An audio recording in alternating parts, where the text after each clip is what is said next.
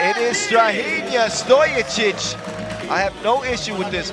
Dr. Strange was incredible. He got that Kobe gene.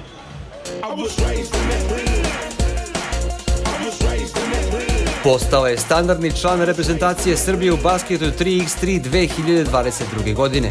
Sa nacionalnim timom od tada je osvojio 2 titule prvaka Evrope i još 2 titule prvaka sveta. U 2023. Strahinja Stojicic je proglašen za najkorisnijeg igrača svetskog šampionata u Beču, a sa 55 poena bio je i najbolji strelac naše selekcije. MVP trofej zaslužio je i na kontinentalnom prvenstvu u Jerusalimu. U finalnoj utakmici protiv Litvanije postigao je čak 11 poena. Njegova dvojka donela je Srbiji trijumf u borbi za zlatnu medalju.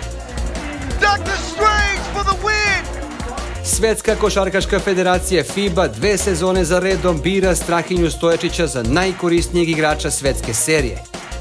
Popularni Brka ili Dr. Strange, kako ga zovu na društvenim mrežama u svetu, osvojio je sa ubom i 2 uzastopne titule u najprestižnijem klupskom basket takmičenju. Olimpijski komitet Srbije proglasio je Strahinju Stojicića za najuspešnijeg među sportistima u ekipnim sportovima u 2023. godini.